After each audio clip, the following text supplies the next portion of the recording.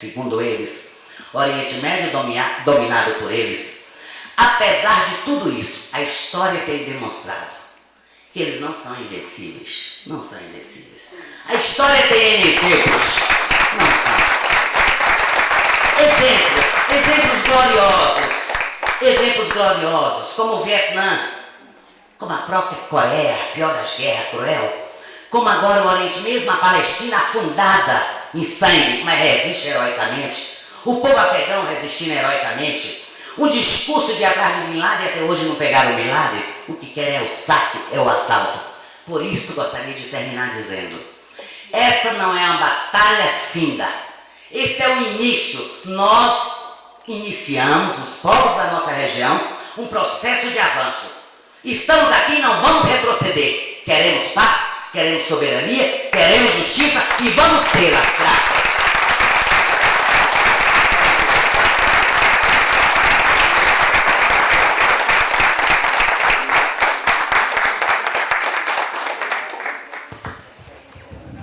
Muchísimas gracias. Yo creo que quienes siguen también esta conferencia internacional o lo van a seguir por televisión, van a estar muy satisfechos que aquí mismo en el Congreso podamos escuchar otras voces, voces que se levantan para hacer preguntas, para hablar de las experiencias de otros países en América Latina. Y quiero mencionar aquí dos cosas. Una, que como hoy es 11 de septiembre, los compañeros estaban diciendo, debemos recordar que hace 36 años hubo un golpe en Chile, el asesinato del presidente Allende, en un crimen cometido tanto por los militares chilenos, la oligarquía chilena, con todo el respaldo y la inversión y la participación norteamericana. Entonces lo recordamos como una prueba de que, a pesar de que fue un pueblo que se aplastó, que se le impuso una dictadura militar, se han levantado los movimientos sociales a seguir exigiendo por autonomía, soberanía, para que haya justicia y que un día se reparen las víctimas. Entonces, desde aquí nuestro saludo también al pueblo chileno y otro saludo al pueblo venezolano. El presidente Chávez ha hablado de la importancia de instalar bases de paz en su país y ya han comenzado en diferentes regiones a instalar bases de paz como una respuesta, como un hermanamiento con el pueblo colombiano, que no fue quien decidió la instalación de bases norteamericanas en su territorio. Entonces también nuestro saludo a todos estos lugares en donde se están instalando las bases de paz para acompañar al pueblo colombiano en su lucha por la soberanía, por la autonomía, por los derechos humanos, por la democracia y por la paz. Queremos entonces también que invitan a un concierto de hip hop por la liberación de los 5 cubanos, 11 años prisioneros injustamente en cárceles de Estados Unidos, este sábado 12 de septiembre de 12 a 5 p.m. Avenida El Dorado con carrera 50, frente a la Embajada Norteamericana. Invita al Movimiento Colombiano de Solidaridad con Cuba y recordamos también al pueblo cubano, un pueblo luchador, y nosotros aquí en Colombia caminamos en esas pisadas de todos estos pueblos que han luchado por su liberación. A las 2 de la tarde, 12 de septiembre. Vamos entonces a recibir al doctor Carlos Facio. Yo le dije ayer que le agradecemos enormemente porque ha hecho un esfuerzo descomunal para estar aquí con nosotros, porque tiene una agenda muy ocupada. Carlos es nacido en Montevideo, en Uruguay, pero vive hace muchos años en México, es periodista, se desempeña como profesor de la Facultad de Ciencias Políticas y Sociales de la Universidad Nacional Autónoma de México, de la UNAM. También es profesor e investigador de la Universidad Autónoma de la Ciudad, ya había mencionado esto, de México, en la UACN, es colaborador del diario La Jornada, es periodista, también de la agencia Prensa Latina, es corresponsal del seminario Brecha de Montevideo y ha sido consultor de la UNESCO, de UNICEF, de la Agencia Latinoamericana de Servicios Especiales de Información, miembro del Grupo de Paz con Democracia, del Colectivo en Defensa de la Humanidad, Sección México. Es un experto en el tema del militarismo, pero sobre todas las cosas es un comprometido también con hacer análisis y seguimiento de la situación en Colombia. Carlos, estamos muy agradecidos por tu presencia aquí y te damos la bienvenida.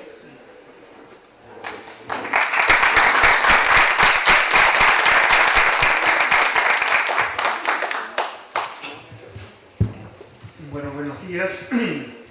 Quiero agradecer a todos los convocantes de este evento, esta conferencia internacional, permitirme estar aquí con ustedes, compartir con estos compañeros del panel, bueno, con el público presente.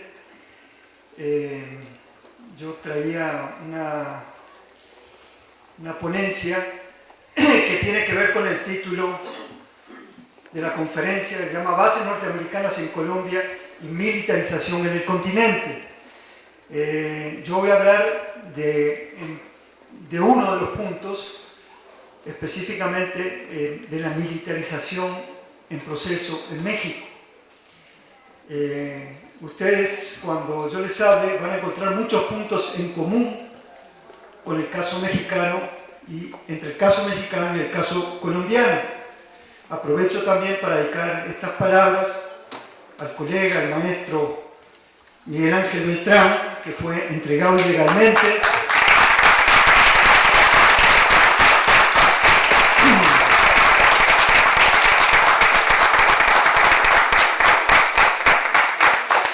Fue entregado ilegalmente por el gobierno de Felipe Calderón, un gobierno producto de un fraude de Estado, al gobierno colombiano. México hoy, el México de Calderón se mira en el espejo de Colombia y en el espejo de Uribe. Desde hace varios años vengo planteando en los foros a donde voy que México ha venido siempre 15 años atrás del proceso colombiano.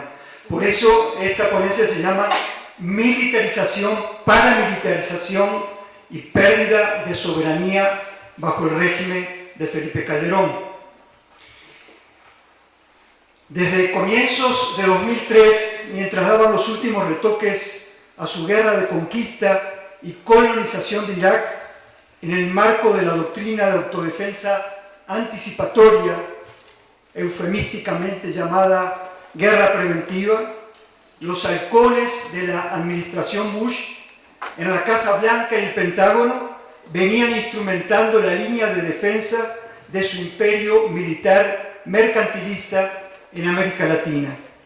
Pero ya antes, al despuntar los años 90, enfrentado a una dura competencia y a balances comerciales negativos con los bloques europeo y asiático, el gobierno de Estados Unidos venía proyectando la llamada Fortaleza América a través de una estrategia complementaria de dos carriles: el Área de Libre Comercio de las Américas, el ALCA, y los planes Puebla, Panamá y Colombia, Iniciativa Andina, diseñada para consolidar y profundizar el control geopolítico y geoeconómico en su tradicional patio trasero. Se trataba de un proyecto integral que buscaba garantizar el monopolio económico de las corporaciones multinacionales con casa matriz en Estados Unidos, en particular las ligadas al complejo energético petrolero e industrial militar y a las fracciones de la ultraderecha del capital, del gran capital, a través de la fuerza y la violencia. Como quedó comprobado con la invasión a Irak, el componente militar es un elemento central de la política expansionista de Estados Unidos. Dicha política adquirió durante la era Bush un sesgo neonazi, con la ley patriótica al interior de Estados Unidos y la diplomacia de guerra de cara al resto del mundo. Cobró gran dinamismo en América Latina tras los sucesos del 11 de septiembre en Nueva York y Washington. Aparte de los enemigos previamente identificados por Estados Unidos en la región, Cuba, la Venezuela de Hugo Chávez y la insurgencia armada colombiana, surgieron entonces nuevos peligros potenciales, entre ellos el movimiento campesino cocalero del Chapare, que a nivel de la propaganda comenzó a ser visualizado por el Pentágono como una narcoguerrilla, y las supuestas células dormidas del terrorismo islámico en la Triple Frontera, como se dio a llamar el punto de encuentro de las ciudades de Puerto Iguazú en Argentina, Foz de Iguazú, Brasil, y Ciudad del Este, Paraguay, área de importancia geopolítica por ser la llave de acceso político y militar a la región amazónica. Durante el último medio siglo, el imperio informal estadounidense en la subregión se había construido y sostenido en torno a tres pilares interrelacionados: las guerras y la intervención militar, las operaciones encubiertas o secretas de inteligencia y la política de mercado impulsadas por las agencias económicas del Estado imperial, es decir, el Departamento del Tesoro y el Exim Bank y sus perros guardianes, el Banco Mundial, el Fondo Monetario Internacional y el Banco Interamericano de Desarrollo. Durante la fase anterior, la expansión neocolonial de Washington en Latinoamérica sumó al poder del Pentágono, la comunidad de inteligencia y las corporaciones multinacionales, la actividad intervencionista de la banca financiera especulativa de Wall Street y las llamadas Fuerzas Armadas sustitutas, es decir, los ejércitos de los estados clientes apoyados, asesorados y entrenados por Washington, que derivaron en muchos casos en regímenes castrenses basados en la doctrina de la seguridad nacional y el terrorismo de Estado. El giro hacia el nuevo imperialismo comenzó a gestarse a comienzos de los años 90 tras el fin de la Guerra Fría, durante la administración de Bush padre y Clinton.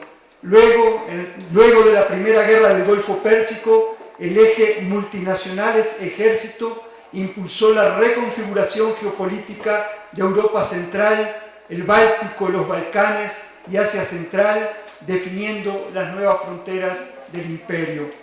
Luego, con la llegada de Bush hijo y un grupo de ideólogos de extrema derecha a la Casa Blanca, el complejo energético petrolero e industrial militar tomó el control de los componentes económicos del Estado imperial, que fueron sustituidos por una ideología de guerra permanente y colonizaciones militares como la de Afganistán e Irak, que utilizó como señuelo propagandístico para justificar su impunidad el combate al terrorismo, al narcotráfico y a regímenes tiránicos.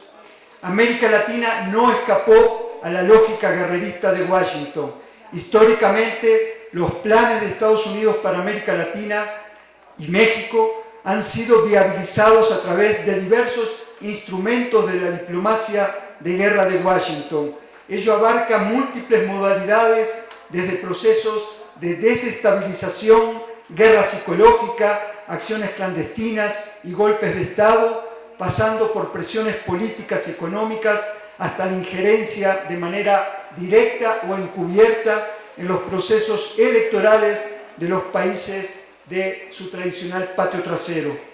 A partir del modelo ideológico de dominación neoliberal impuesto a sangre y fuego en el Cono Sur desde comienzos de los años 70, precisamente aquí Lili hablaba que hoy, 11 de septiembre, se dio un golpe de Estado en Chile. En 1964 había iniciado la serie de golpes de Estado de nuevo tipo en América Latina, estos de los gobiernos militares de la Seguridad Nacional.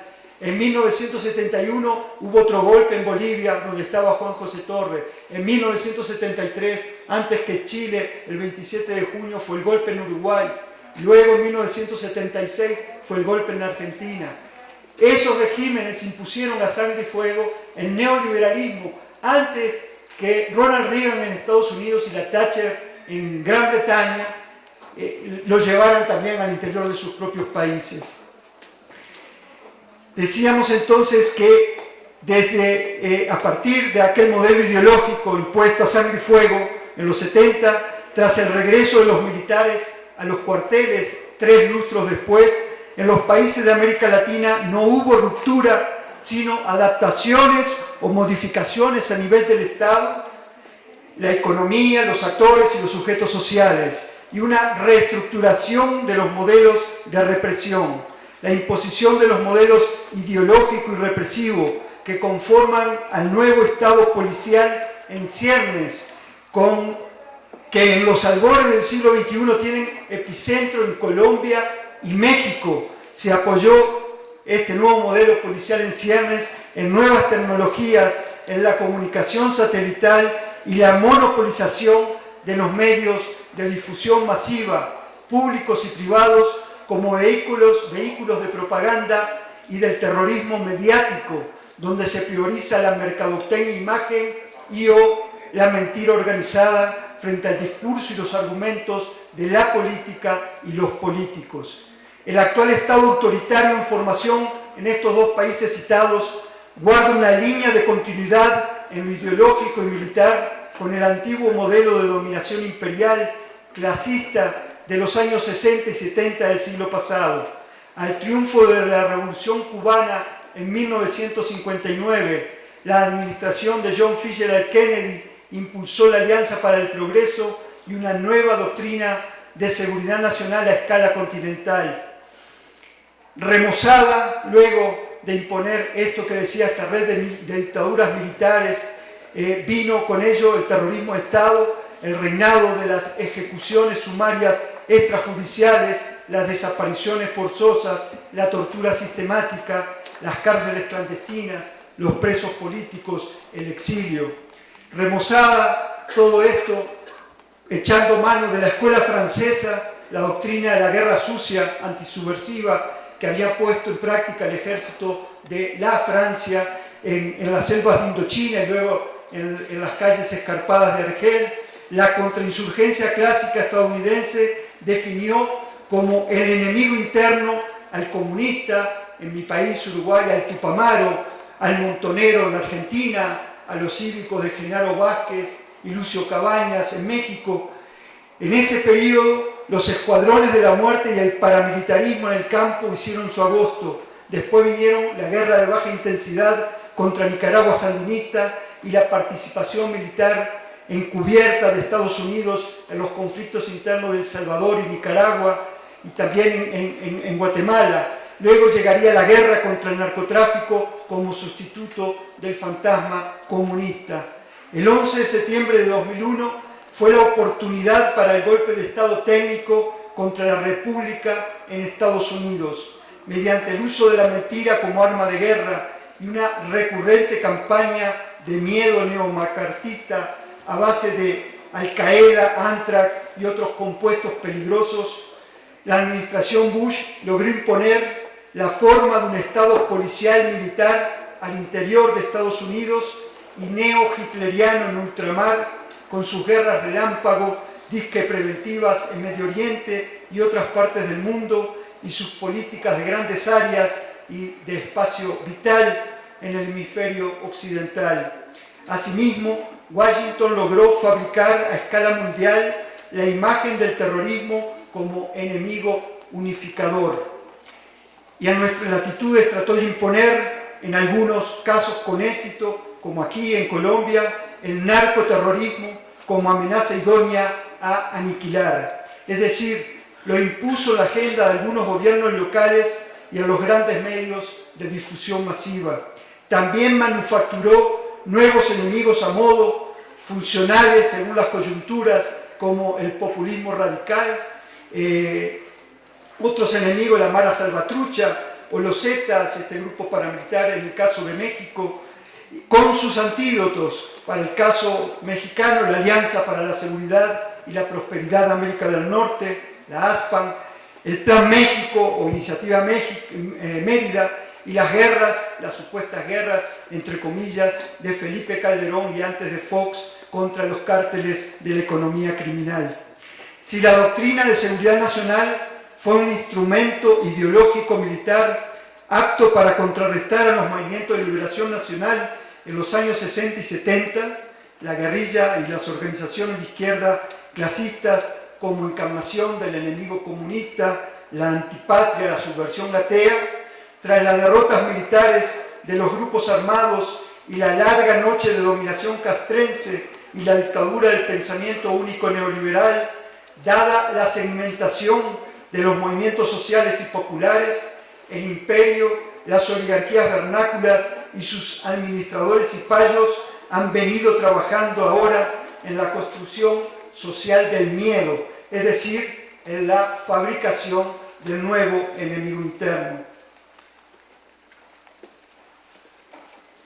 El miedo construye escenarios de riesgo en la subjetividad colectiva y altera la vida cotidiana mediante la angustia, el temor y una sensación de peligro latente. Tal vez algo de esto se refería uno de los convocantes cuando habló hoy al principio y veía esta sala casi vacía.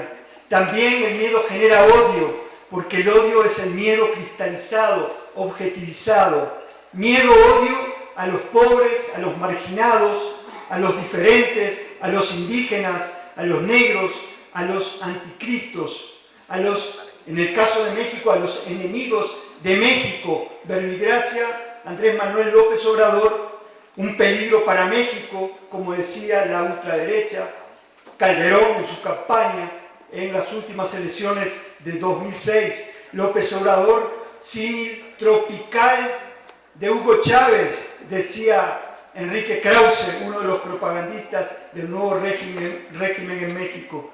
Así, todo lo que se opone a los intereses de los que mandan forma parte del mal, de lo diabólico, de lo irracional. Sembradas en el subconsciente colectivo las imágenes del enemigo, identificados y socializados intencionalmente los culpables, impregnado el virus del terrorismo mítico, fabricado el miedo ante enemigos imaginarios e invisibles presentados como potenciales agresores. Ante el temor de la sociedad, el sistema invade y controla la vida privada, genera imaginarios de exclusión, guetos, comunidades urbanas cerradas, barrios amurallados en fraccionamientos con seguridad privatizada. Esto no es exclusivo de Bogotá y otras ciudades colombianas, esto pasa en toda América Latina hoy. Una forma de crear fragmentación social, de promover el individualismo, de erosionar la vida comunitaria y la solidaridad entre hombres y mujeres, mientras el miedo, la inseguridad estatal y el mercado se dan la mano. Los tres ejes clave de esa construcción del miedo como caballos de Troya para militarizar al nuevo Estado autoritario e imponer la tolerancia cero de la doctrina Giuliani son el terrorismo y el eje del mal, con Cuba y Venezuela incluidas, el populismo radical, como decía antes, con Hugo Chávez, López Obrador, Evo Morales, y también lo que se ha dado a llamar el crimen organizado. Ante esos enemigos míticos, imaginarios, impredecibles, utilizados como distractores, que en algunos casos existen, pero son potenciados por los medios de difusión masiva como propagandistas de la razón de Estado para imponer leyes más duras y recortar las garantías constitucionales e individuales, el modelo que busca imponer el sistema de dominación al interior de nuestros países es la mano dura, la militarización de las policías y la policialización de las Fuerzas Armadas. En ese escenario manufacturado, el nuevo Estado policial autoritario se presenta ante la sociedad como el salvador, no como parte del conflicto interno, sino como su solución. Así, la respuesta es la violencia institucionalizada. Por ello busca legitimar el uso de la fuerza y genera de facto el estado de excepción. Con el juego de la lucha contra el terrorismo y el crimen organizado, encarcela a la sociedad, la vigila, limita los espacios públicos, invade la privacidad de las personas, impone nuevas leyes represivas como la ley antiterrorista en Argentina, en Paraguay, en El Salvador o en México, a imagen y semejanza de la ley patriótica en Estados Unidos, que permite la intervención de las comunicaciones privadas, telefónicas en internet, grabaciones ilegales, inventa guerras para que las que veamos en vivo y en directo por la televisión, discrimina, fomenta la delación, el no te metas, mata a los retenes como está pasando en México, viola mujeres y deja expedito el camino para que agentes privados, corporaciones del mercado, mercenarios, paramilitares y sicarios detecten la oportunidad de lucrar con los crímenes. Porque de lo que se trata en definitiva es de hacer gritar la inseguridad para abrir las puertas al control y la represión. Un proyecto relativamente fácil para los diseñadores de la guerra de baja intensidad, toda vez que para ello se necesita de sectores ilegales y corruptos dentro de las instituciones policiales, militares y de seguridad del Estado, como ocurrió en el Cono Sur, por ejemplo, con las operaciones de contrainsurgencia de la llamada Operación Cóndor. Solo que entre la represión al delito y la represión al conflicto social hay un hilo muy delgado. Ese es un tema clave de la guerra de baja intensidad. La construcción del miedo y la fabricación de enemigos míticos, elusivos, como el terrorismo y el crimen organizado, obedece a la necesidad de aterrizar las armas, el entrenamiento y las asesorías para la represión, para la guerra contra el pueblo. Eso ha sido el Plan Colombia, eso será la Iniciativa Mérida, mejor conocida como Plan México. Es porque el pueblo se viene organizando desde abajo de múltiples maneras, sistémicas y antisistémicas, acumulando fuerza, elaborando proyectos alternativos, avanzando en grados de conciencia y organización que los que mandan y sus administradores necesitan militarizar al Estado.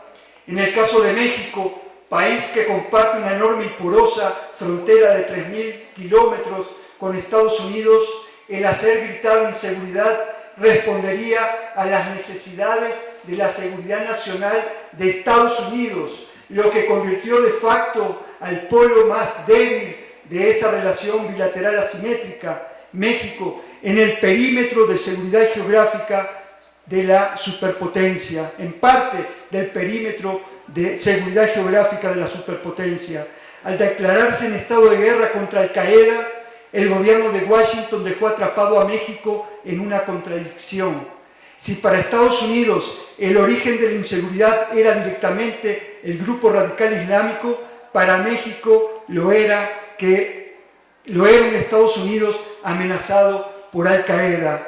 A partir del 11 de septiembre, la Casa Blanca y la comunidad de inteligencia de Estados Unidos explotarían esa contradicción al máximo. En 2002, durante la cumbre de Monterrey, Bush le impuso a Fox un plan de acción de 22 puntos cuya meta era llegar a una frontera inteligente, es decir, eficiente y segura en la regulación del paso de mercancías y el control de personas.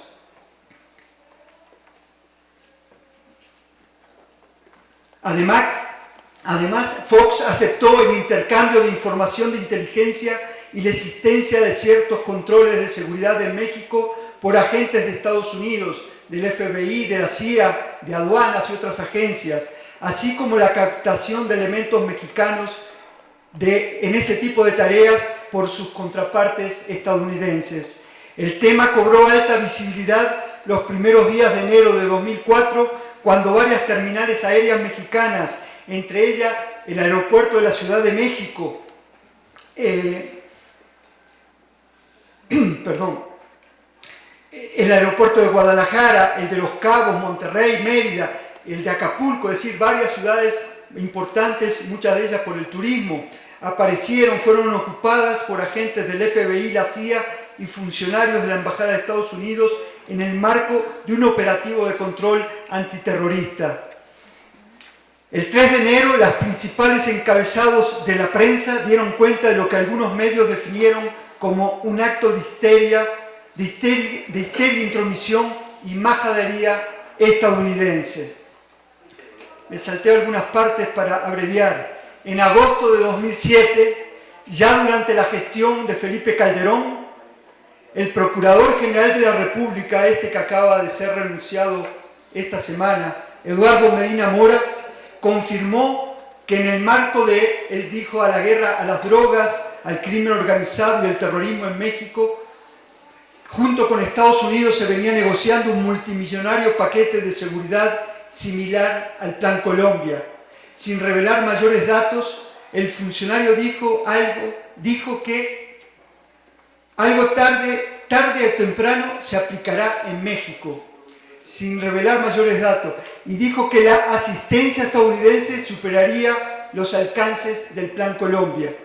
Admitió también que el acuerdo contemplaba cursos de capacitación y el suministro de equipo y tecnología militar, pero aseguró que, cito, no habrá bajo ninguna circunstancia una injerencia externa y que la conducción operacional estará a cargo de efectivos mexicanos. Algo de esto es sentido, que por acá en Colombia también se presentan así los planes. Los señalamientos del procurador fueron una respuesta implícita a la información proporcionada por The Washington Post, según la cual quedaban por definir algunos puntos delicados, en particular lo que tenía que ver con la presencia de instructores militares de Estados Unidos en territorio mexicano. Al respecto, quiero destacar un par de puntos. Más allá de los señalamientos oficiales acerca de que no se permitirá una injerencia militar y policial estadounidense en México, es bien conocido que el abastecimiento de tecnología represiva a los regímenes autoritarios en el extranjero es un producto intencional y coherente y no periférico o accidental de la diplomacia de guerra de Washington. En los años 60 del siglo pasado, los llamados documentos del Pentágono y otros informes desclasificados confirmaron que Vietnam del Sur había sido elegida como campo de prueba para ensayar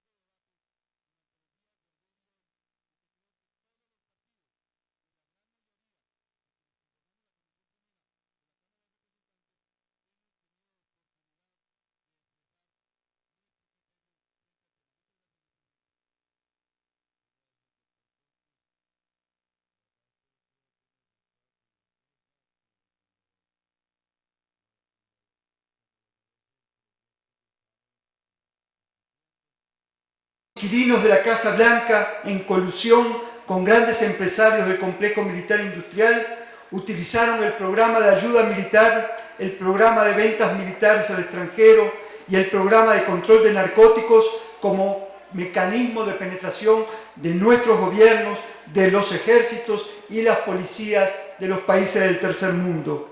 Junto a la relación de influencia política, dependencia, que se establece entre el país vendedor y el país comprador de tecnología y equipo militar y de seguridad, el contacto entre las élites castrenses y policiales derivado de ese tipo de convenios permite al proveedor, la mancuerna Pentágono o Industria de Defensa, a través de los programas de entrenamiento, contratos de servicios y mantenimiento y asistencia técnica, le permite todo esto establecer relaciones interinstitucionales y personales duraderas con jefes militares y policiales de alto rango del país anfitrión o receptor de la ayuda, lo que en su larga historia de vínculos con América Latina llevó a Estados Unidos a establecer relaciones de poder y a involucrarse de manera directa en procesos de desestabilización, golpes de estados, operaciones encubiertas y guerras de baja intensidad. La ventaja política que se deriva para el vendedor de armamento y tecnología castrense es de simple comprensión. La mayoría de los armamentos modernos necesitan partes de recambio y asistencia en el entrenamiento y mantenimiento que únicamente puede obtenerse del productor. Cuanto más complicada es el arma, más dependiente llega a ser el comprador de los servicios técnicos facilitados por el proveedor.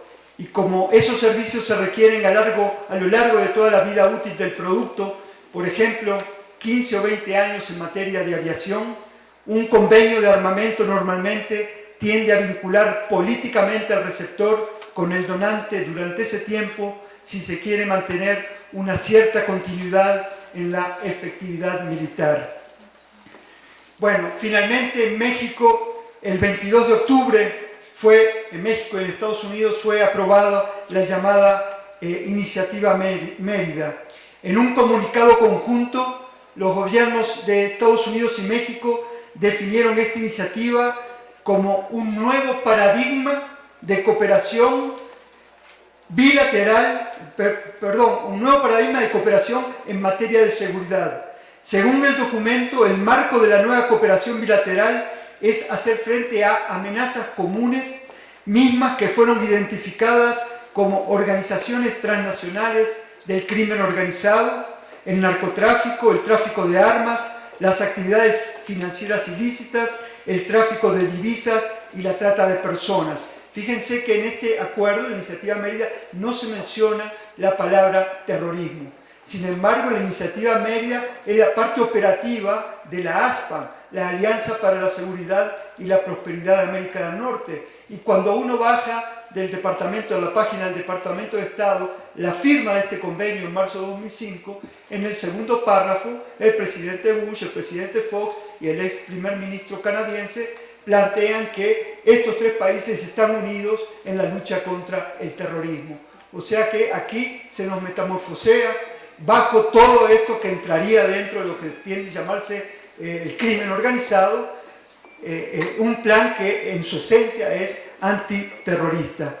Fíjense en que todo esto, decía, se precisa en el documento ese, fueron de 2 párrafos, en el pleno respeto a la soberanía, la jurisdicción territorial y marcos legales de cada país, y que están orientadas bajo los principios de la confianza mutua, la responsabilidad compartida y la reciprocidad. Es decir, esto es lo que aparece en todos los documentos que firman países. Estados Unidos no puede hacerle firmar un papel a México donde diga vamos a firmar este acuerdo y los vamos a intervenir militarmente y vamos a utilizarlos para que ustedes hagan de ejército de ocupación interna contra la población, ¿no?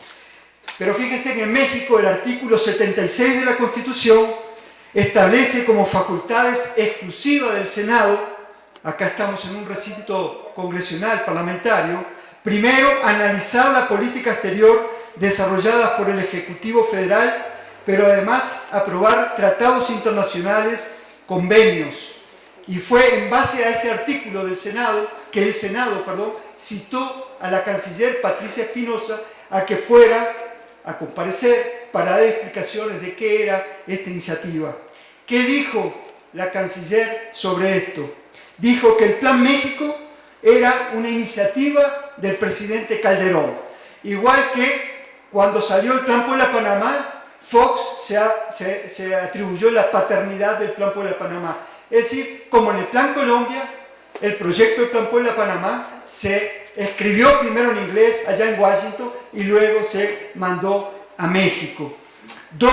Dijo que la iniciativa tiene un carácter multianual y que abarcaba el año fiscal 2008 y los subsiguientes 2009 y 2010 con un monto total de $1.400 millones en aportaciones en especie de Estados Unidos a México.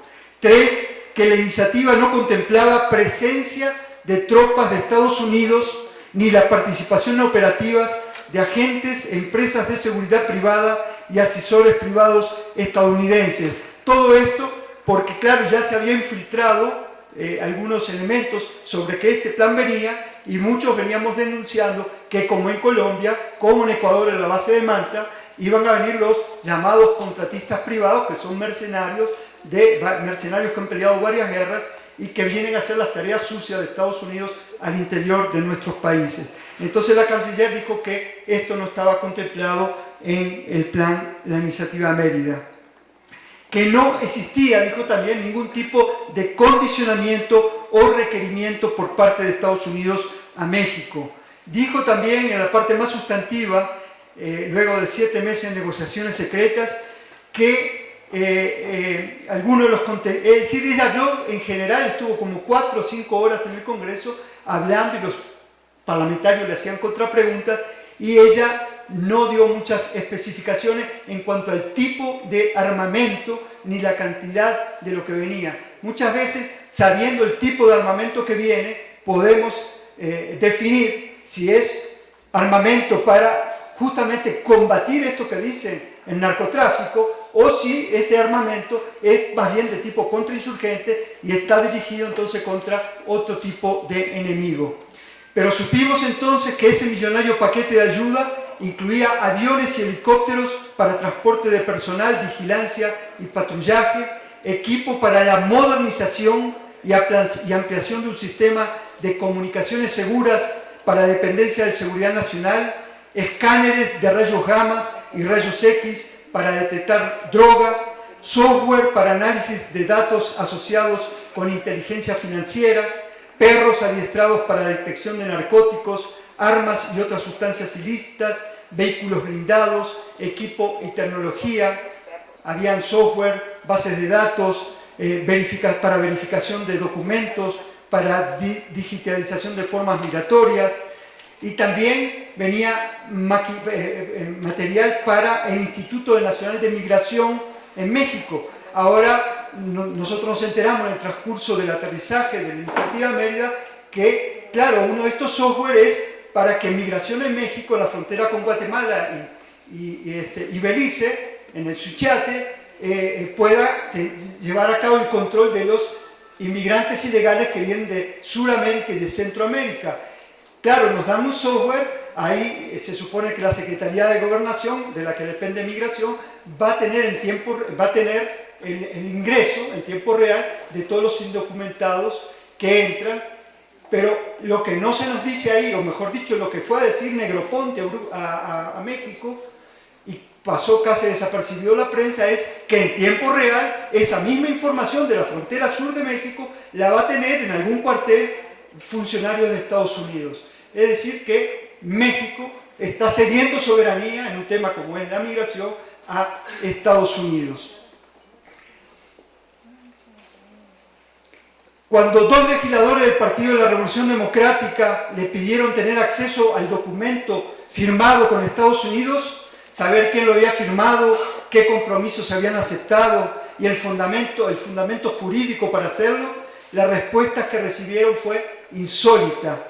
El único documento que existe sobre la iniciativa Mérida, le dijo la canciller a los parlamentarios, era ese comunicado conjunto de 3 párrafos que se había leído primero en Washington.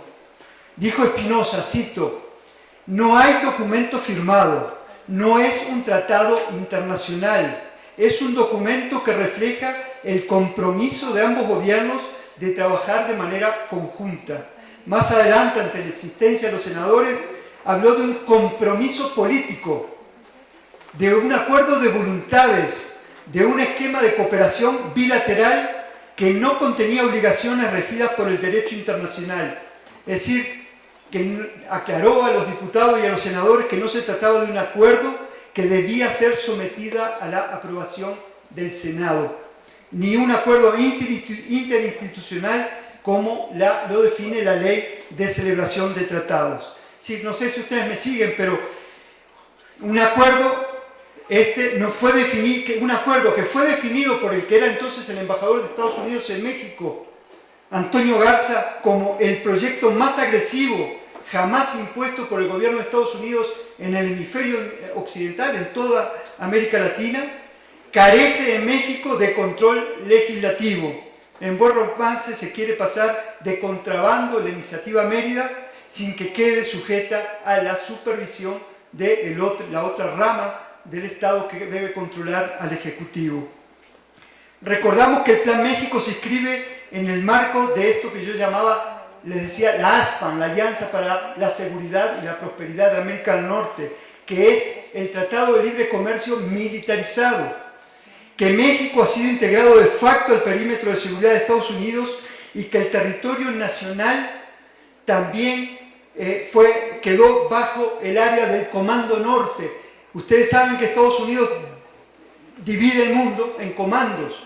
Está la OTAN para Europa, hay otro comando para el Pacífico, ahora se acaba de crear el año pasado un comando para África. Bueno, en 2003 se creó, en 2002, al año siguiente de las Torres Gemelas, se creó el Comando Norte, que abarca de facto a Canadá, México y una porción del Caribe que incluye a una parte de Cuba.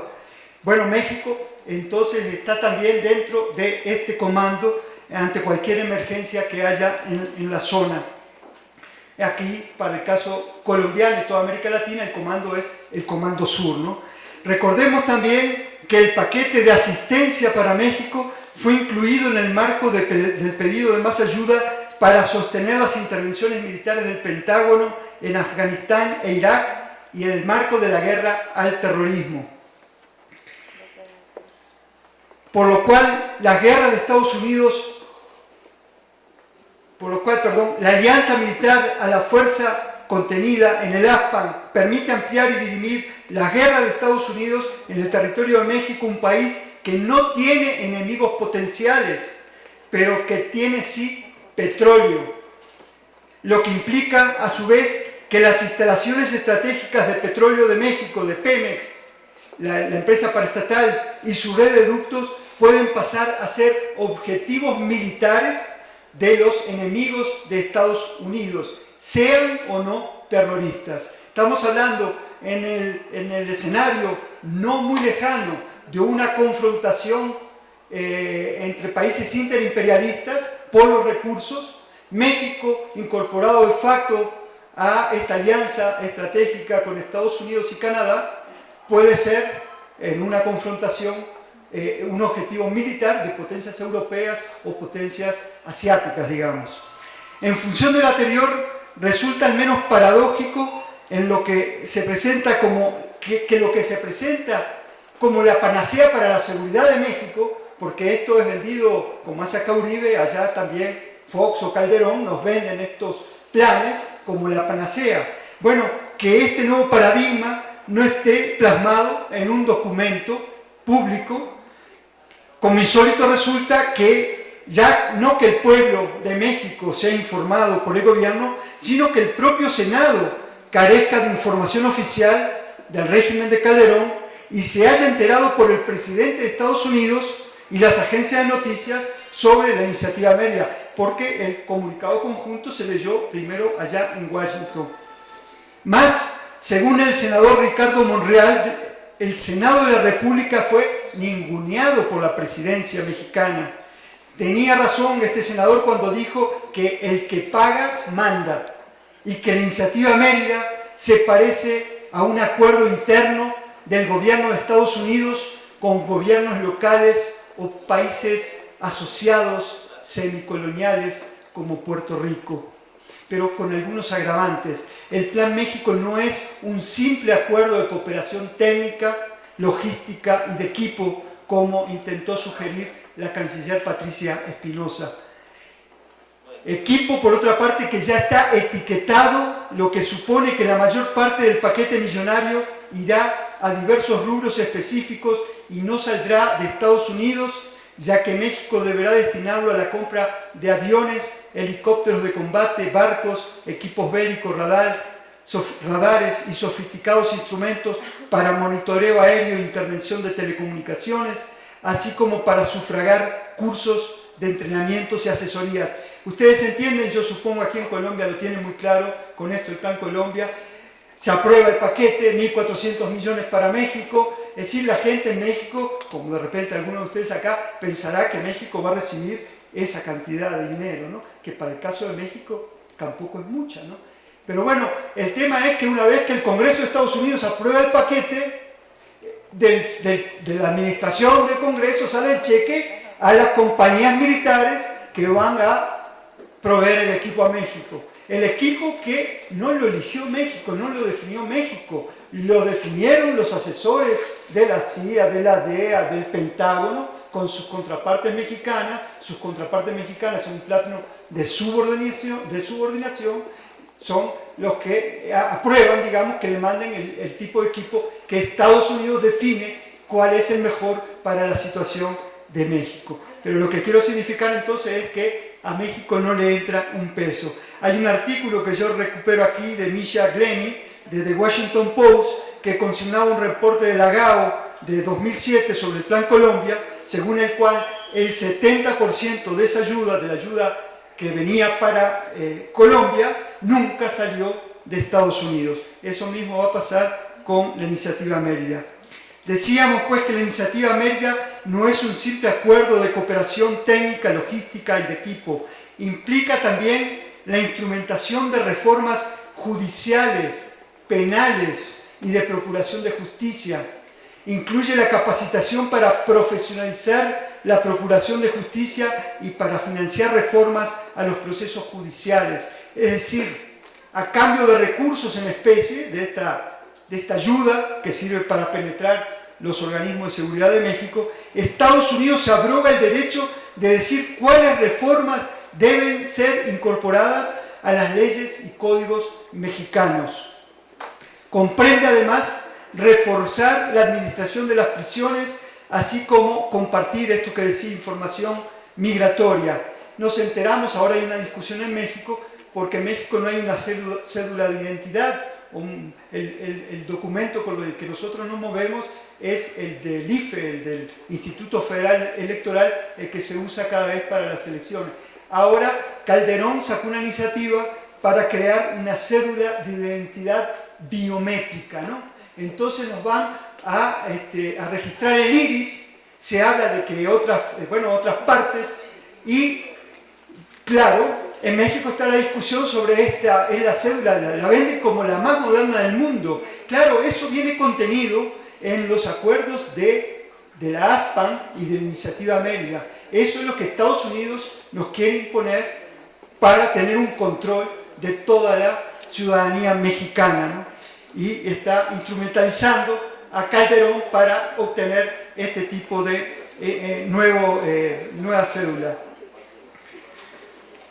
No deja de ser extraño, decía, que en las declaraciones públicas no figure nada relacionado con el tipo de armas y tampoco se mencionen palabras como fumigación y agentes encubiertos, aunque lo más probable es que hayan quedado en el documento, ¿no? De paso, un punto que no aclaró suficientemente la canciller Espinosa tiene que ver con la virtual equiparación desde la óptica de Estados Unidos de tres términos. Fíjense, terrorismo, narcotraficantes e inmigrantes indocumentados. Es decir, ya los migrantes indocumentados que están en Estados Unidos o que ingresan son asumidos como potenciales terroristas, no solo por las autoridades, sino también que hay grupos supremacistas en Estados Unidos que están a la caza con Z, de inmigrantes. Y esto ha generado también a través de algunos propagandistas en los grandes medios, toda una nueva xenofobia contra los indocumentados. El peso aquí de la migración es mayoritariamente de mexicanos. Bueno, vamos a ir abreviando porque tal vez está muy largo esto.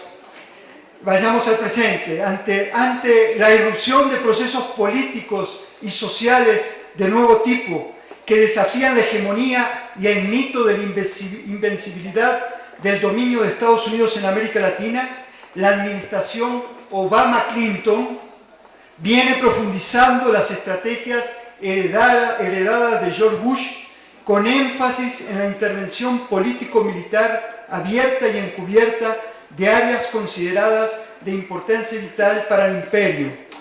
Se trata de la tradicional política del garrote y la zanahoria, con la novedad ahora de que opera en redes. Es decir, Washington cuenta con una fuerza de tarea. La fuerza de tarea era como operaban en la Argentina de Videla, por ejemplo, los grupos de uniformados que se sacaban del uniforme, salían en los Falcons sin chapa, sin placa, y salían a secuestrar, ¿no? Bueno, ahora esta nueva fórmula de Estados Unidos tiene grupos de tarea integrada por gobiernos clientes, como podrían ser el de Uribe en Colombia y Calderón en México.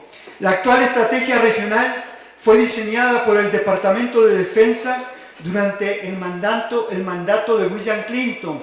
Señalo este dato porque ahora tenemos una Clinton de segunda de a bordo de Obama. Su primera fase arrancó en 1999, cuando el Comando Sur del Pentágono tuvo que desmantelar la base Howard en la zona del Canal de Panamá y trasladar sus principales funciones e instalaciones a la Florida y Puerto Rico. Ello obligó a cambios profundos en la presencia del Pentágono en América Latina y el Caribe. El nuevo modelo alternativo fue la instalación de una red de bases militares denominadas Centros Operativos de Avanzada, las bases FOL por sus siglas en inglés, y la selección de Colombia como plataforma para intentar una vietnamización de América del Sur. Diseñadas como plataformas portátiles de inteligencia en conexión inmediata con el Centro Especial de Guerra de la base de la Fuerza Aérea Shiver en Colorado Springs, Estados Unidos, las bases FOL de Manta sobre el Pacífico ecuatoriano, Comalapa en El Salvador, Reina Beatriz en Aruba, Atorrey en Curazao, en el Caribe, junto con otra en Mariscal Estigarribia, en el Chaco paraguayo, y esta que planteaba la compañera brasileña que se quiso montar en Alcántara, cerca de Bahía, allá sobre el Atlántico, han venido funcionando como infraestructura de apoyo en ruta para las fuerzas expedicionarias encargadas de la guerra de contrainsurgencia en la región. Washington complementó su nueva estructura militar con una red de 17 radares de largo alcance, como el que opera aquí en Tres Esquinas, en el Caquetá, 2 bases de tierra, una en Guantánamo, en Cuba, y Sotocano o Palmerola, en Honduras, donde opera la Fuerza de Tarea Bravo, la única del Comando Sur, es decir, una fuerza del Pentágono, fuera del territorio de Estados Unidos, que está vinculada con las unidades secretas de Cerro La Mole y la isla Swan, indispensables para el funcionamiento de inteligencia militar de Estados Unidos en el área. Con William Clinton, se fue diluyendo la diferencia conceptual entre la lucha contra las drogas y la guerra contra insurgentes. El conflicto interno colombiano fue alimentado con denominaciones tales como la narcoguerrilla y el narcoterrorismo. Luego la administración Bush convirtió el prototipo colombiano basado en el paramilitarismo y el terrorismo de Estado en un producto de exportación. Las bases FOL del Plan Colombia sirvieron de modelo para la instalación de pequeñas bases en los países vecinos de Afganistán. Y hoy, esta democracia del Escuadrón de la Muerte, como la llamó un estadounidense, aterriza en el México de Calderón, vía la iniciativa Mérida, financiada por Estados Unidos, que entre otros propósitos busca consolidar un bloque de contención militarizado ante los procesos de transformación social que se vienen dando en Nicaragua, Honduras y El Salvador. Fíjense que el Plan Puebla-Panamá incluía a 9 estados del sur-sureste de México y llegaba a través de todos los estados centroamericanos hasta la frontera de Panamá con Colombia. En 2007 Colombia fue incorporado al Plan Puebla-Panamá, que ahora se llama Iniciativa Mesoamericana.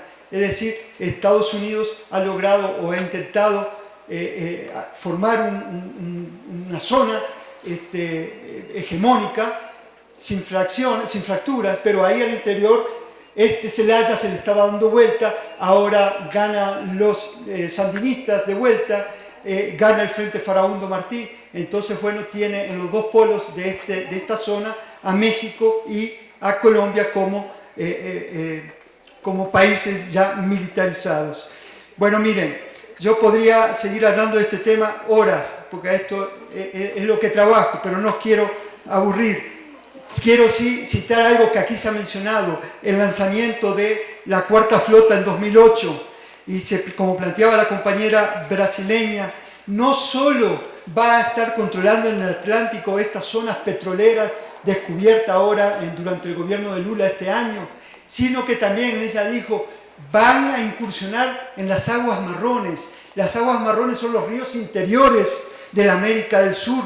Ahí tenemos la cuenca del Orinoco, la cuenca de la Amazonia, tenemos la Cuenca del Plata, tenemos también el acuífero guaraní. Bueno, es a través de estos ríos que se van a meter los nuevos barcos, se llaman barcos ribereños, que el Pentágono, para el cual el Pentágono pidió mucho presupuesto en 2008 y en 2009. Es decir, Estados Unidos se quiere meter en nuestros ríos, porque estos ríos, estas cuencas yo he planteado, son ríos navegables y por ahí circulan no solo productos, sino gente, ¿no? Eso es también lo que nos quieren controlar ahora.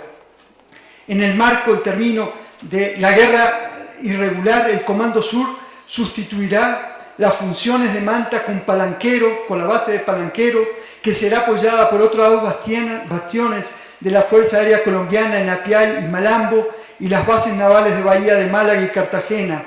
Un nuevo contrato permitirá que soldados, aviones y buques de guerra de Estados Unidos participen ahora legalmente en operaciones contra las guerrillas de la FARC y el ELN. A su vez, Venezuela quedará encerrada en un triángulo de hierro entre Colombia, la Cuarta Flota, Aruba, Curazao y Sotocano. Y en breve, el papel de México, incorporado de facto a la guerra contrainsurgente regional de Estados Unidos, podrá cobrar mayor visibilidad. Es decir, no es público, no es tan público que México conjuntamente ha venido estrechando relaciones en el área de seguridad con el gobierno colombiano, no solo a nivel ejército, sino también a nivel de las policías, de la Procuraduría, de los servicios de inteligencia. Vienen colaborando de la época de Fox, pero eso se ha intensificado durante el gobierno de Calderón. El papel de México, donde también se sabe que en Veracruz existen compañías de mercenarios, estas compañías de contratistas privados que están monitoreando el cielo aéreo. Es decir, México podría sumarse en breve, tal vez ya lo está y no lo sabemos porque esto es encubierto, a esta red de base FOL. Termino con esto, un minuto más. En México, este mes, mejor dicho, el 27 de agosto y el 1 de septiembre, es decir, hace pocos días, hubo dos acciones.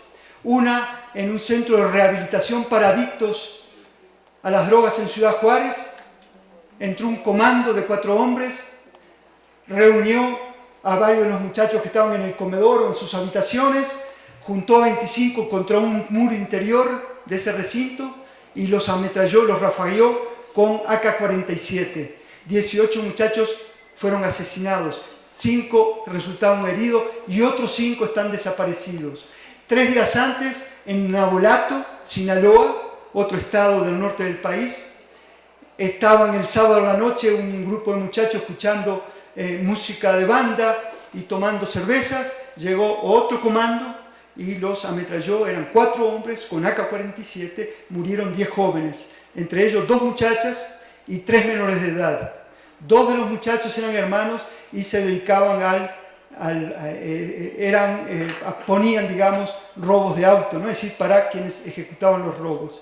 Da la casualidad que el procurador de Chihuahua, que es la ciudad, el estado más militarizado del país, y Ciudad Juárez, que está en Chihuahua, es la ciudad más militarizada de México, es ahí donde ocurre esta primera matanza.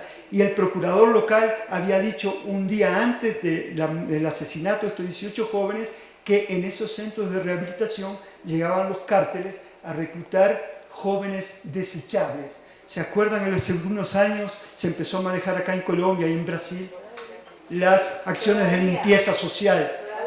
Todavía, por eso dije, hace algunos años sigue. Bueno, eso ya llegó a México. Son escuadrones de la muerte, son grupos de ajusticiamientos privados, es el paramilitarismo. Yo vengo manejando a nivel de hipótesis de trabajo que si es el estado más militarizado de México, estas ejecuciones, porque Sinaloa también está militarizada, no son como se tratan de hacer aparecer en México enfrentamientos entre cárteles rivales. Estos son militares o policías que están operando como escuadrones de la muerte contra estos que llaman jóvenes desechables. Ya tenemos en México el modelo que se practicó o que se viene practicando acá desde hace muchos años. Disculpen que me haya extendido tanto, les agradezco su atención.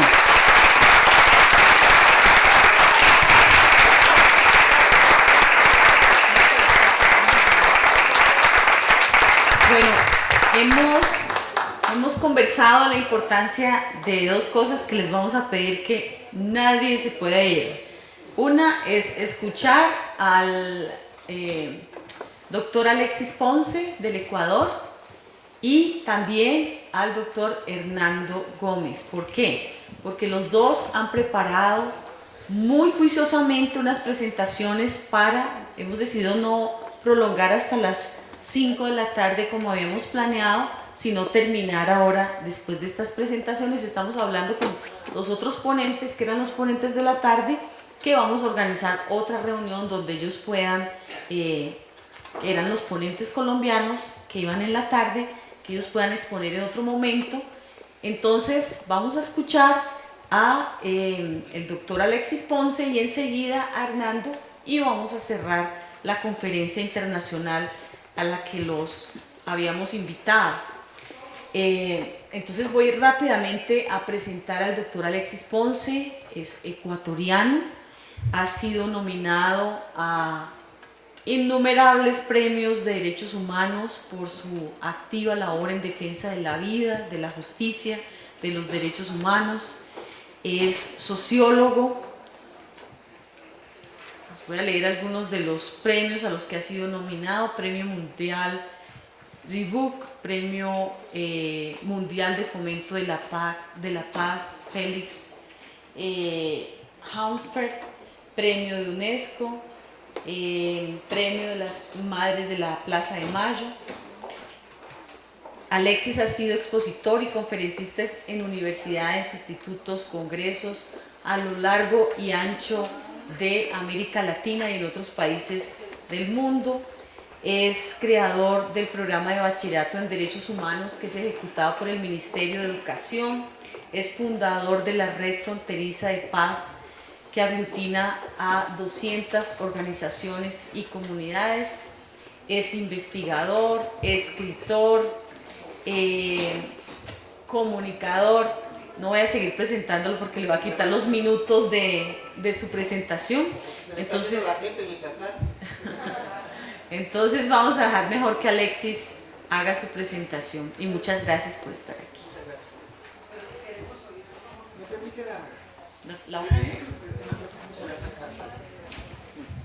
Bueno, la verdad es suficiente con decir que soy papá de 2 guaguas, que ya guaguas son niños, sardinitos acá. Para grabación es acá. Dios mío, o sea que me toca llevar esta cosa ya. Vamos a ver.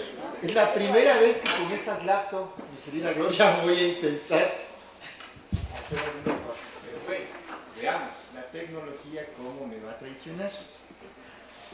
Bueno, decía que es suficiente con haber dicho que era papá de 2 guaguas o 2, ¿qué? Sardinitos acá. Y no soy ni sociólogo ni doctor. Ahorita en el sitio en donde ando, puesto que renuncié ya a la representación de mi organización de derechos humanos, ya 15 años suficiente, tienen que venir jóvenes a trabajar. Entonces estoy en un pueblito en donde me dicen las personas que viven ahí, ingeniero, pero entonces no importa. Papel y lápiz, queridas estudiantes, queridos estudiantes, parece ser, ¿son de algún colegio ustedes? Sí, ¿de cuál colegio son?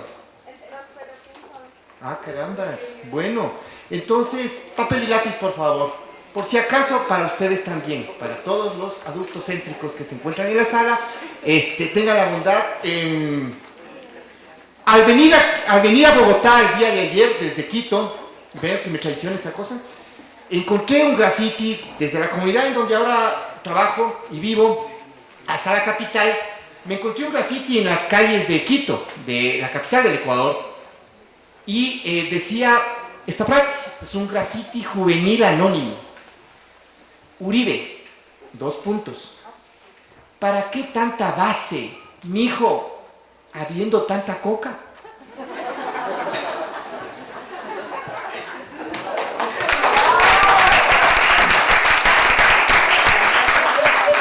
Es parte de lo que decimos la salquiteña, yo creo que es el humor latinoamericano. ¿En qué capital de nuestros países no hay grafitis, no? Desde México hasta Chile. Bueno, vuelvo a los 3 años, a los tiempísimos, a Colombia, a Bogotá. Mi pasaporte, tengo 54 registros de ingreso de migración y raza acá. muy sospechoso. Y desde justo desde el año 99, en que fue mi primera ocasión acá, en que empezaba la base de Manta y que empezaba el Plan Colombia, desde ahí he venido por acá, pero me perdí 3 años. Yo sí quiero agradecerle a las bases militares y al Plan Colombia. Sí quiero agradecerles muchísimo. Porque fue gracias a ese tema, primero, que conocí Colombia. Segundo, que conocí a personas muy importantes en mi vida. Algunas de ellas están acá, otras no. Donde hice amistad, hermandad con muchísimas personas. Veo antiguos amigos, nuevos amigos por acá. Le conocí a Gloria, fue la primera en conocerla de Colombia acá, mejor dicho en Quito, Gloria Cuartas. Y desde allí, bueno, hay tanta gente, a Lilia, Lilia la llevamos tantas veces, a nuestra amiga de Mamacoca, que no está por acá, la que nos abrió los ojos sobre el tema de las fumigaciones, a María Valencia, la cineasta, al padre Giraldo, a la gente del CODES, a la gente de Paz Colombia, a Fernando Arellano, a Jaime Caicedo, a Piedad Córdoba, a la comunidad de Apartadó, bueno, a Nelly Balbuena, a Gustavo Petro. Y también gracias a ustedes y gracias al Plan Colombia y las bases pude hasta conocerle al comandante Raúl Reyes, a Granda, al canciller, a Pacho Santos en la vicepresidencia, a las hijas de Granda, a Betty Guerra, una refugiada con su guagua chiquito en Quito, donde pasó cosas tenaces. A Álvaro Leiva, a la Nacho, a la querida universidad, a la Candelaria. También luego conocí a otras universidades, ¿no? Bueno, a la Candelaria, a la calle de la Soledad, al barrio inglés, a Teusaquillo, en fin, a don Carlos Gaviria. Bueno, sería todo el tiempo para pasar. Así es que muchas gracias por habernos permitido a las bases militares y el Plan Colombia haber conocido a tanta gente y haber hecho amistad con tantos. Eso creo que es invalorable, ¿no? Muchas gracias, en verdad. No saben la base de Manta y el Plan Colombia lo que hicieron. Y para que ustedes sepan que el No Saben tiene algo de profecía, yo vengo irresponsablemente optimista por lo que les voy a leer.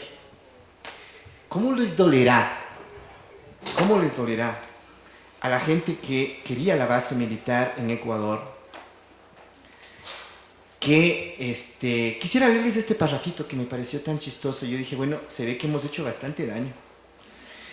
Es el comunicado que lanza un grupo, Escuadrón de la Muerte. Eso más, uno de los efectos que tuvo la base militar de Manta y el Plan Colombia fue que inmediatamente, en 40 años no habíamos tenido escuadrones de la muerte ni grupos paramilitares en el Ecuador, nació la Legión Blanca, nos amenazó coincidencialmente a todos los que hacíamos este trabajo al inicio, y su último comunicado está una semana antes de que los gringos tengan que irse de Manta. Curioso, ¿no? Pero miren lo que dice, me pareció maravilloso.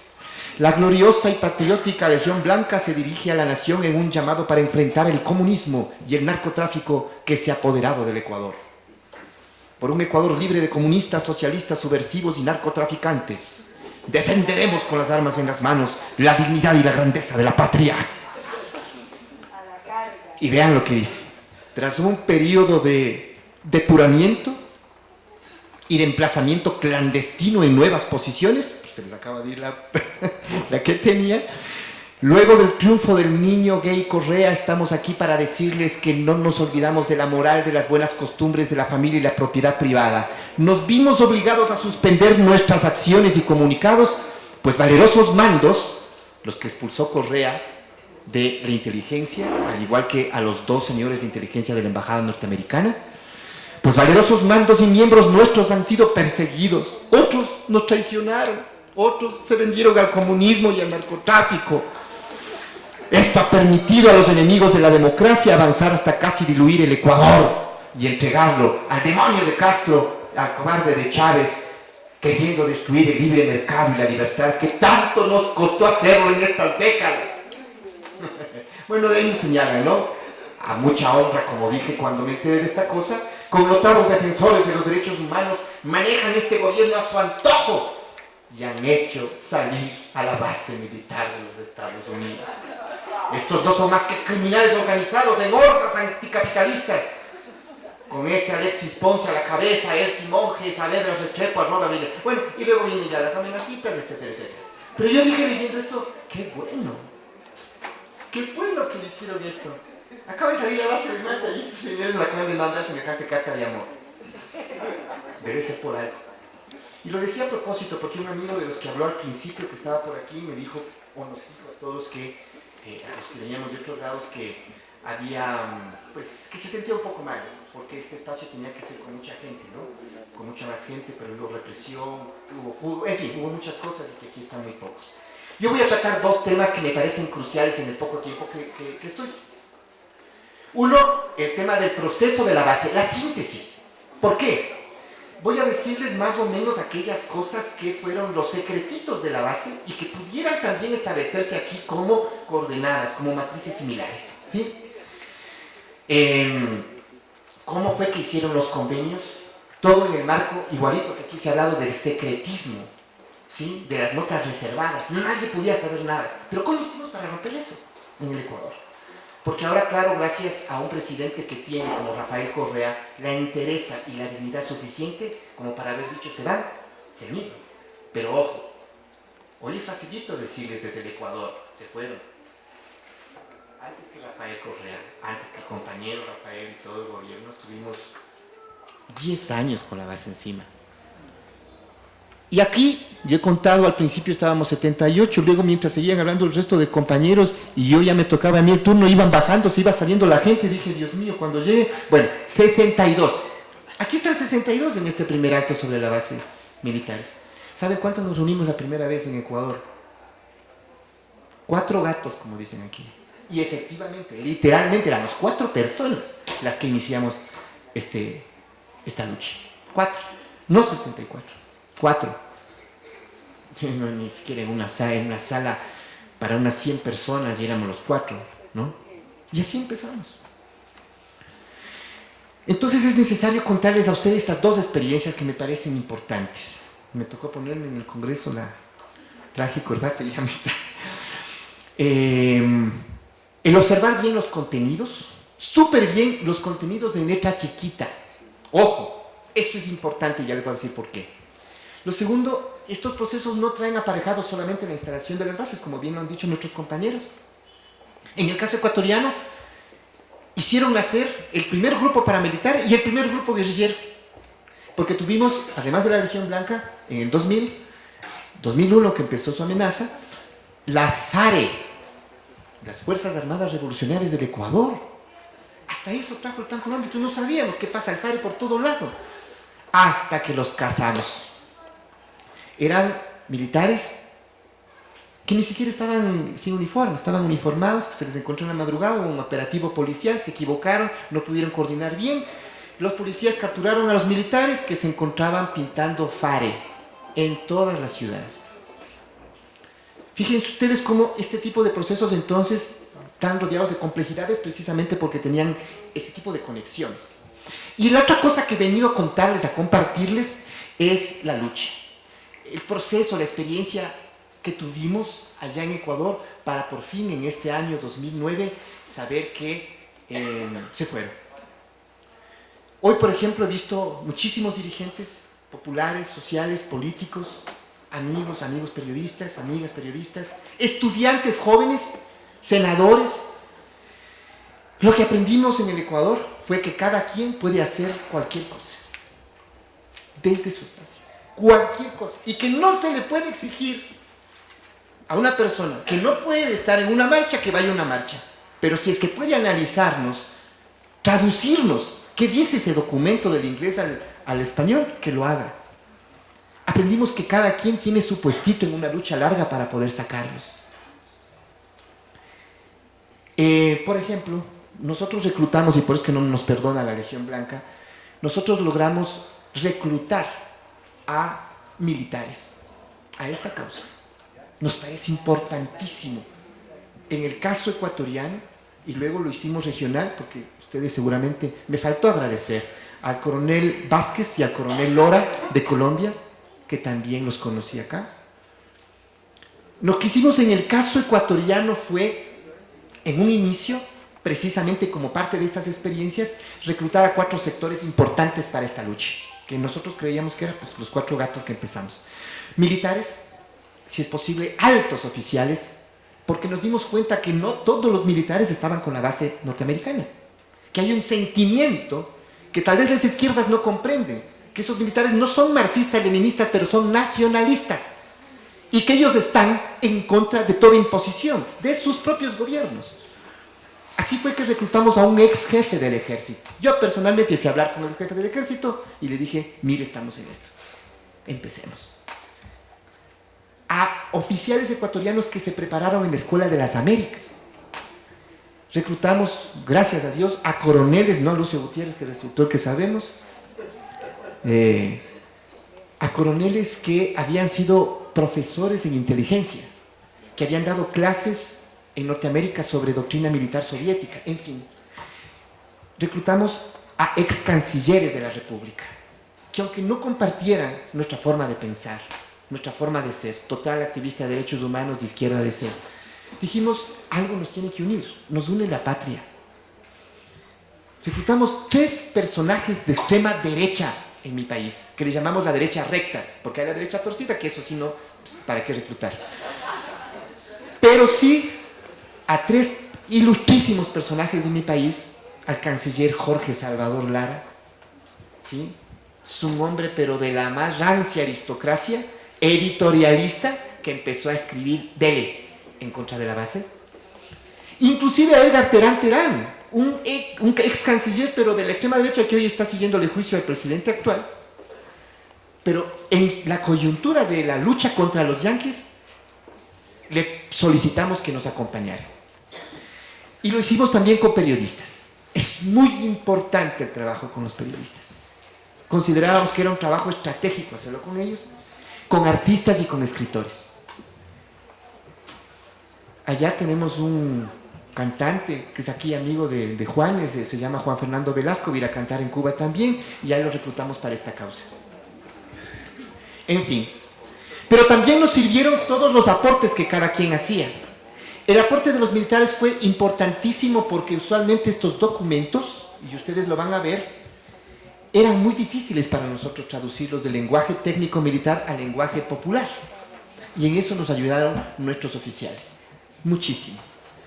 Hicimos también acciones de todo tipo y género, estilo Greenpeace, las organizaciones ONG, las sociales, las organizaciones nacionales de frontera, hicimos los vallenatos de La Paz, hicimos el concierto mortuorio al presidente de acá cuando llegó para Quito, hicimos el pastelazo de La Paz a Pastrana, cambiamos los nombres a las calles de la zona de la base, fumigamos a la embajada, hicimos el almuerzo fumigado a la otra embajada, nos tomamos la base de Manta, nos tomamos con muchos jóvenes, ¿sí? Plantamos ahí decenas de banderas tricolor junto a los P-3 Orión y los C-37 y todos estos aviones de última tecnología. Hicimos la papayera de La Paz, el tintico con glifosato, hicimos alertas tempranas, hicimos el concurso mundial de las Misses, porque justo había el concurso mundial Miss Universo y a la bestia de Gutiérrez se le ocurrió para echar cortinas de humo, hacerlo en Quito como sede del concurso. Se gastaron miles de dólares, nosotros hicimos el concurso de las Misses Plan Colombia y base de Manta, con nuestras mujeres de las comunidades que estaban siendo fumigadas. Bueno, tuvimos más de 100 periodistas en esos eventos. Hicimos todas las luchas, todas. Luchas legales, que nuestros abogados, el resto de la gente se dedique a las demandas, etcétera, etcétera. Hicimos las luchas mediáticas, las luchas sociales, las movilizatorias, las simbólicas, que son muy importantes para llegar a millones cuando son pocos, cuando es muy poca gente, las luchas políticas, los cabildeos, las luchas legislativas, las fronterizas, las regionales y las internacionales, en la que jugaron un papel muy importante nuestras hermandades acá. Y entonces, me parece que en torno a este primer elemento, habría que agregar que, ¿qué pasó el día de ayer? Yo estaba preocupado ayer cuando llegué, ¿qué estará pasando en el resto de lugares? Entonces abrí mi mail y me encuentro con que Fidel, un hermano mío de derechos humanos, ya está en Reino Unido, gracias, y me escribe justito ayer, con el afiche y todo, se han unido, ¿cómo no? Pues, ¿cómo es la frase? El diablo los juntes, ¿no? ¿Cómo es? Dios los cría y el diablo los junta. Bueno, este se ha ido a juntar, este que conmigo participó en la toma de la base de Manta y que después tuvo que emigrar por razones económicas a una revolución, hay crisis, les cuento. Estuvo en Inglaterra y se unió con los migrantes colombianos. Entonces están haciendo un concierto para este día domingo que se llama Hasta la Vista Baby, que es la despedida a la base de Manta. ¿Sí? Están haciéndole el polo democrático en Reino Unido, Fidel, los migrantes ecuatorianos y colombianos. Esa es una buena noticia.